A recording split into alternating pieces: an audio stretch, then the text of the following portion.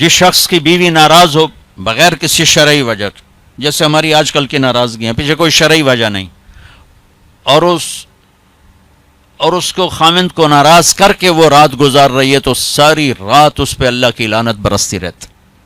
Balance کیا دونوں کی. ہاں مرد کو زیادہ ذمہ دار ٹھہرا، اس میں کوئی شک نہیں، کہ کسی کی بیٹی کو لے کے جانا کوئی چھوٹی ذمہ داری نہیں ہے. اور شریف زادیوں کی جہاں ڈولی اترتی وہیں سے ان کے جنازے اٹھتے ہیں. گھٹ گھٹ کے مر جانا ان کی سرشت میں ہوتا ہے. طلاق ہمارے یہاں ایک لعنت ہے کہ گزارا نہیں ہوتا تو بھی کر گزارا، نہیں ہوتا کر گزارا.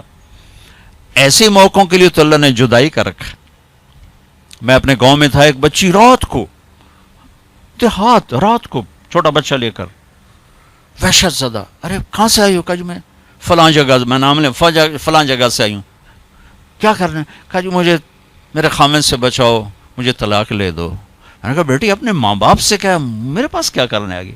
کہا جی وہ کہتے ہیں تو نے طلاق لی تو ہم تمہیں قتل کر دیں گے، اور میرا خامند روزانہ مجھے مارتا ہے، آج تک کوئی دن ناغا نہیں، روز مجھے مارتا ہے، اللہ کے واسطے میری جان بچاؤ.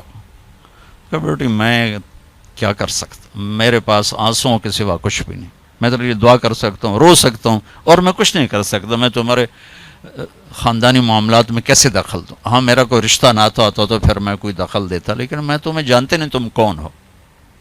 البتہ میں نے اس نے کہا چلو میرے کسی بھائی سے بات کہا. میں نے اس کے بھائی سے تھوڑی سی بات کی، بھائی اپنی بہن کا خیال کرو. آگے میں نے کچھ نہیں کہا. یہ میرے معاشرے کے سلگتے ہوئے مسائل ہیں، یہ دکھتی ہوئی رگیں ہیں، یہ بھڑکتی ہوئی آگ ہے جس نے در و دیوار کو خس و خاشاک بنا دیا ہے کہ ہم زبان کا نہیں بولنا جانتے. کاروباری ڈیلنگ جانتے ہیں، بیوی سے کیسے بولنا ہے، بیٹے سے کیسے بولنا ہے.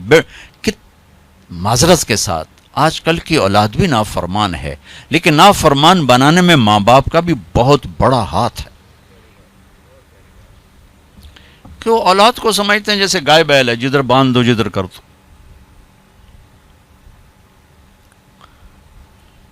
ابھی چند دن پہلے وہ باؤں ہمارے گھر پہنچ گئی، میرے گھر کو پہنچ کہ جی وہ ماں باپ شادی کرنا چاہتے ہیں اور میں وہاں نہیں کرنا چاہتی، اور میرا باپ کہتا ہے تم مر جا میرے لیے، بھائی یہیں کروں گا اور کہیں نہیں کروں گا. اس کی عمر اتنی زیادہ ہے، میری عمر یہ ہے، 20-25 سال کا 20 میں فرق ہے. اگر میرا ادھر ہی کرنی ہے، نہیں تو تیری نہیں کرنی، بیٹھی رہو. یہ والدین کا جبر ہے. تو میرے نبی پاک صلی اللہ علیہ وسلم نے ایک خوبصورت طریقہ زندگی سکھایا، گھروں کو آباد کر کے بتایا. وہ طریقہ جو بھی اپنائے گا اس کے گھر میں خوشحالی ہوگی، خوشی ہوگی، خوشی. اور اس کا ایک لفظ ہے، ایک دوسرے کو برداشت کرنا. یہ آتے ہی بیوی میری غلام بن کے چلے، میں حاکم ہوں، اور بیوی آتے کہ ہونی تھے میری چلے گی، تیری ماں دی نہیں چلے گی، تو سوائے پھر بھڑکتی آگ کے کچھ بھی نہیں ہوگا. رشتوں کو میرے بھائی بہنوں صرف برداشت سے چلایا جاتا ہے. رشتوں پر مسلط ہو کے رشتے آباد نہیں ہوتے. جھکنا پڑتا ہے، سہنا پڑتا ہے، دبنا پڑتا ہے. جو دبنا سیکھے گا اللہ کی قسم اس کی زندگی خوبصورت ہو جائے گی. اس کا شکل صورت سے تعلق نہیں، سونے چاندی زیور سے تعلق نہیں. خوبصورت اخلاق زندگی کو 4 چاند لگا دیتے ہیں. بد اخلاقی زندگی، میرے نبی میں ایک حدیث یاد آ گئی، اجتنبوا الدمن الخضراء. تو آپ کے الفاظ تھوڑا مشکل تھے، تو صحابہ نے کہا یا رسول اللہ، آپ نے کہا الدمن الخضراء سے بچو. یا رسول اللہ دمن خضراء کیا ہوتا ہے؟ آپ نے کہا المرأة الحسنہ فی المنبت السوء. بد اخلاق خوبصورت عورت سے بچو، اس کے حسن پہ نہ ریجھ جانا ورنہ زندگی تباہ ہو جائے گی. بد اخلاق سے بچو، بد اخلاق سے بچو. آدمی بھوک پر گزارا کر سکتا ہے، کڑوے بول پہ گزارا نہیں کر سکتا. عزت دو ایک دوسرے کو. گھروں کو آباد کرنا، عزت دو. میرے نبی نے عزت دے کر دکھایا. عرب میں جب عورت ناپاکی کی حالت میں ہوتی تھی تو وہ اپنے خامند کے ساتھ نہیں سو سکتی تھی. الگ الگ کر دیا جاتا تھا اسے. حضرت ام سلمہ رضی اللہ تعالیٰ عنہ، حضرت ام سلمہ رضی اللہ تعالیٰ عنہ، وہ رات کو اللہ کے نبی کے ساتھ ایک چارپائی پر سوئے ہوئے، تو انہیں محسوس ہوا کہ وہ ناپاکی کی حالت میں چلی گئیں. وہ چھپ کر کے اٹھ گئیں اور جا کر کپڑے تبدیل کر کے ایک طرف ہو، آپ کی آنکھ کھلی، دیکھا ام سلمہ نہیں، دیکھا تو ادھر، اللہ کے نفس تھی، لگتا ہے تجھے مینسز کا، جی ہاں، کہا ادھر میرے پاس ہی آ کے لیٹو. دوبارہ اپنے پاس آ کے ان کو لٹایا. یہ عزت ہے جو میرے نبی نے اپنے گھر والوں کو دی ہے. جہاد کا سفر تھا، جہاد کا، اور قافلہ چلنے لگا. حضرت عائشہ بیٹھ گئیں، ٹھیک، تو یوں دیکھا تو گلے میں ہار کوئی نہیں. تو انہیں کہا یا رسول اللہ میرا تو ہار گم ہو گیا. تو آپ کہتے تجھے ہار کی پڑی، ادھر جہاد کا سفر ہے، چل. آپ نے کہا چلو بھائی عائشہ کا ہار ڈھونڈو. سارے لشکر کو ہار ڈھونڈنے پہ لگا دیا. اور ڈھلتا سورج ٹھنڈا ہو گیا تھا جب سفر کی تیاری ہو رہی تھی، تو شام ہو گئی، ہار نہیں ملا. تو اب مغرب پڑی، عشاء پڑی، تو اندھیرا چھا گیا، سفر بھی نہیں ہو سکتا. صبح ہی سفر کرنا، فجر کا وقت داخل ہوا، پانی کوئی نہیں. پانی ان کا پانی آگے تھا جہاں وہ انہوں نے پہنچنا تھا.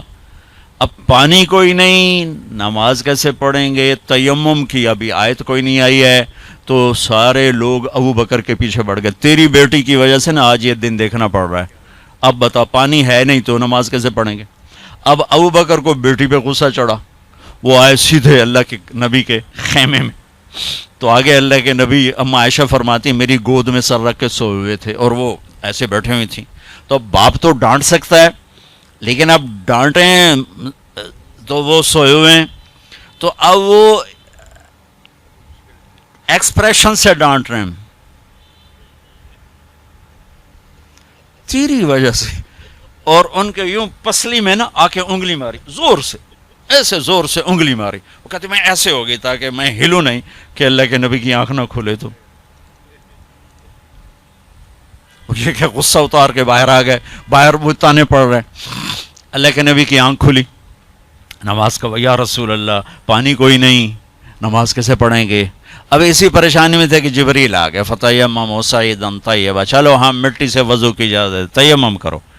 کبھی کسی امت کو تیمم نہیں ملا، بھلا مٹی سے بھی آدمی پاک ہوتا، منہ تو مٹی مارو بندہ پاک ہوتا. آپ نے چلو منہ پہ ایسے کرو، ایسے چلو نماز پڑھو بھائی.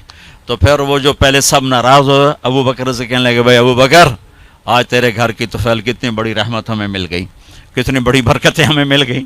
تو تیمم کی آیت اتری اس موقع پر جب حضرت عائشہ کا ہار گم ہوا، آپ نے سب کو اس کے ڈھونڈنے پہ لگا دی. تو فجر کی نماز ہوئی، تھوڑا سویرا ہوا، تو پھر حضرت عائشہ کہنے لگی یا رسول اللہ چلو ہار تو ملتا نہیں، چلیں. پھر آپ نے کہا چلو بھائی کوچ کرو. جب اونٹنے کو اٹھایا تو ہار پھسل کے نیچے گیا پڑا تھا، تو پھر ہار بھی مل گیا. یہ دلداری ہے میرے نبی کی اپنے گھر کے لیے. میرے بھائی بہنوں، کسی کی بیٹی کو لے جانا بہت بڑی ذمہ داری ہوتی ہے، اور میں یہ دکھ سے کہتا ہوں کہ میرا سسرالی معاشرہ بڑا ظالم ہے، بہت ظالم.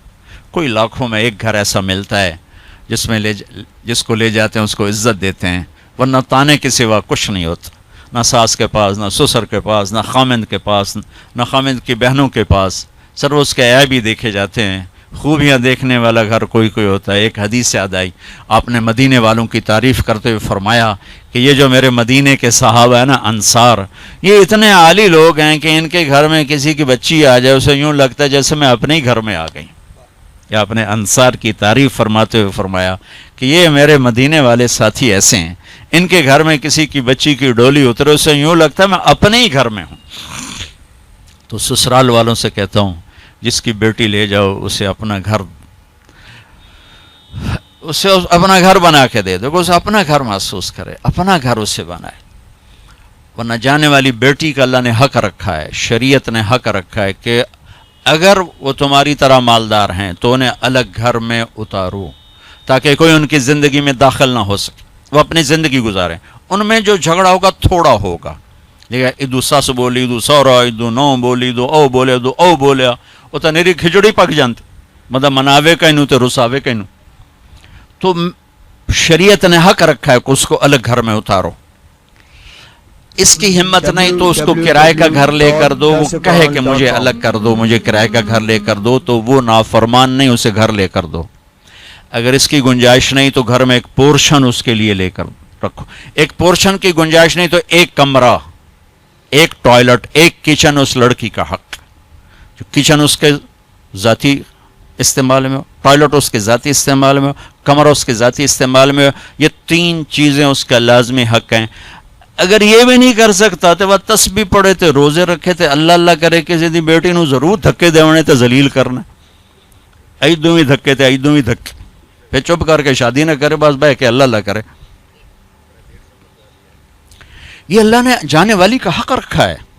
ہماری معاشرت ہندو معاشرت ہے جس میں جوائنٹ فیملی سسٹم چلتا ہے, یہ بہت اچھا تھا, بہت اچھا تھا, ایک دوسرے کی مدد ہوتی تھی. اب یہ ایک مصیبت بن گیا ہے کہ ایک دوسرے میں دخل دینا ایک فرض بن گیا, ایک دوسرے کی زندگی کو تلخ کرنا یہ فرض بن گیا. کس میں جھگڑا نہیں ہوتا, بڑوں کا کام ہوتا ہے سلجھانا, ہم اسے الجھانے میں لگ جاتے. میرے نبی اپنی بیٹی کے گھر آئے, حضرت عائشہ, وہ آگے پریشان, حضرت فاطمہ وہ آگے پریشان بیٹھیں. آپ نے کہا کیا ہوا؟ کہ میرا اور علی کا جھگڑا ہو گیا. ایسی پاکیزہ جوڑی کہ جنت میں نور کی چمک اٹھے گی. لوگ پوچھیں گے جنت یہ نور کہاں سے ہے؟ تو فرشتے کہیں گے اوپر کی جنت میں علی و فاطمہ مسکرائے ہیں, ان کے دانتوں کے نور سے نکلے نور نے جنت کو روشن کر لیا ہے. یہ اتنا بڑا جوڑا ہے, لیکن دنیا ہے. آپ نے کہا علی کدھر کا؟ یہ باہر نکل گئے. آپ ان کے پیچھے گئے, دیکھا تو مسجد میں سوئے تھے. ان کو کہا ابو تراب اٹھو, یہ ٹائٹل یہاں دیا, ابو تراب اٹھو. ان کو لے کر آئے, گھر تشریف لائے, زمین پر لیٹ گئے. علی کو دائیں طرف لٹایا اور فاطمہ کو بائیں طرف لٹایا. علی کا ہاتھ پکڑ کے اپنے پیٹ پر رکھا, ادھر سے فاطمہ کا ہاتھ پکڑ کے علی کے ہاتھ پر رکھا, اور بیٹی کے ہاتھ کے اوپر اپنا ہاتھ رکھا. اب یہ علی کا ہاتھ, یہ فاطمہ کا ہاتھ, یہ میرے نبی کا ہاتھ علیہم الصلوات و تسلیمات, ٹھیک. اور فرمایا بولو بھائی ہماری صلح ہو. پوچھا نہیں کی لڑائی ہو, اے جڑے پوچھنے والے ہو لڑا کے آ جان, تو کیا کیا ابھی, تو کیا کیا, وہ ڈھیر لڑ لڑ کے ویلے ہوئے بیٹھے. تو میرے نبی نے پوچھا نہیں ہاں بھائی تو کیا کہتا اور تو کیا کہتی. میرے نبی نے یہ کیا اور کہا علی فاطمہ کہو ہماری صلح ہو گئی. دونوں نے کہا جی ہماری صلح ہوگی, ٹھیک ہے. پھر آپ نکلے خوش خوش, چہرہ نورانی. صحابہ نے عرض کیا رسول اللہ آج آپ بڑے خوش نظر آ رہے. کہ میں علی و فاطمہ کی صلح کرا کے آ رہا ہوں. یہ بڑوں کا کام ہوتا ہے. اب لڑکی والے اپنے اٹھا لیتے ہیں, کمر کس لیتے ہیں سوٹے, اور ادھر لڑکے والے اپنے سوٹے کس لیتے ہیں, بچے کی زندگی برباد ہو کر رہ جاتے. جوڑنے کی بجائے دونوں طرف توڑ چکے, نہ قرآن کا پتہ ہے نہ سیرت کا. دیکھو میں ہاتھ جوڑتا ہوں, قرآن پڑھو, اپنے نبی کی زندگی پڑھو, تاکہ ہمیں اور آپ کو پتہ تو چلے کہ زندگی کیسے ہیں, زندگی گزارنی کیسی. میرے نبی سے پوچھ کے موت آئی, پوچھ کے موت آئی. واحد ہستیاں جن سے موت پوچھ کے آئی, ٹھیک ہے. 12 ربیع الاول 11 ہجری 7 جون 633 عیسوی جبریل اندر آئے. یا رسول اللہ باہر ملک الموت کھڑا ہے, اندر آنے کی اجازت چاہتا ہے. یہ وہ دربار جہاں موت پوچھ کے آئی. تو آپ نے کہا آ جائے. ملک الموت اندر آیا, کہا السلام علیکم یا رسول اللہ. اور پھر کہا یا رسول اللہ آپ پہلی ہستی ہیں جنہیں میں سلام کر رہا ہوں, میں نے کبھی کسی کو سلام نہیں کیا. کہ یا رسول اللہ آپ پہلی ہستی ہیں, اللہ نے فرمایا پوچھ کے اندر جانا, بغیر پوچھے نہ جانا. اللہ اکبر, پوچھے گا اللہ ہم میں سے کسی سے. یا رسول اللہ اللہ نے فرمایا آنا چاہیں تو لے آنا, رہنا چاہیں تو چھوڑ کے آ جانا, ٹھیک ہو. اچھا آپ کیسے تھے؟ اما عائشہ ایسے بیٹھی اور آپ اما عائشہ کے سینے پر سر رکھ یہ کیفیت ہے. تو آپ فرماتے اچھا ٹھیک ہے, میں اٹھتا ہوں, میں وضو کرتا ہوں, 2 نفل شروع کرتا ہوں, جب میں سجدے میں جاؤں میری جان نکال لینا. ہم دعائیں میں یا اللہ سجدے کی موت عطا فرما. کتنے لوگ ہیں دعائیں کرتے ہیں یا اللہ نماز پڑھ رہے ہیں موت آ جائے, سجدے میں سر ہو موت آ جائے. کتنی عام تمنا, میں خود دعا مانگتا ہوں. تو آپ کہتے کہ تم ٹھہرو میں وضو کر لوں, جب میں سجدے میں سر رکھوں میری جان نکال لینا. آپ نے اپنی بیگم کے سینے پر سر رکھے ہوئے ہی موت کو قبول کیا کہ یہیں نکالو، یہیں نکالو، وہیں لیٹے لیٹے. اس لیے میری ماں حضرت عائشہ فرماتی تھی میرے نبی میرے سینے اور ٹھوڑی کے درمیان اللہ کے پاس حاضر ہوئے، مات فی سحری و نحری. یہ بھی ایک پیغام تھا، یہ بھی ایک پیغام تھا کہ آپ اپنی بیگم کے سینے پر سر رکھ کے دنیا سے جدا ہوئے ہیں اور اللہ کی بارگاہ میں پہنچے. تو بھائیو، لمبی ایک خوبصورت زندگی ہے، میں گھنٹے سوا گھنٹے میں کیا بتا سکتا ہوں، اور یہ اتنا اندھیرا ہے کہ اس میں کروڑوں شمعیں جلیں گی اور اربوں پروانے قربان ہوں گے تب جا کے صبح ہوگی. اس اندھیر میں میری چند باتیں پتہ نہیں کوئی روشنی کا سبب بنے یا نہ بنے، پر اگر چند کانوں پہ دستک ہو گئی تو شاید کچھ ذرہ خیر وجود میں آ جائے. بھائیو، اپنے نبی کی زندگی سیکھو، اپنے نبی کی زندگی کے مطابق چلنے ڈھلنے کی کوشش کرو. یہ تبلیغ کا کام بھی اس کو سیکھنے کی ایک خوبصورت محنت ہے. جو کرے گا اللہ تعالیٰ اس کی دنیا بھی بنائے گا، اللہ تعالیٰ اس کی آخرت بھی بنائے گا. آخری بات یہ کہتا ہوں، اپنے گھروں کو آباد کرنا ہے تو اس زبان پہ قابو پانا سیکھ لیں، اس زبان پہ قابو پانا سیکھ لیں، اس زبان پہ قابو پانا سیکھ لیں. انشاءاللہ میرے آپ کے گھر آباد ہو جائیں گے.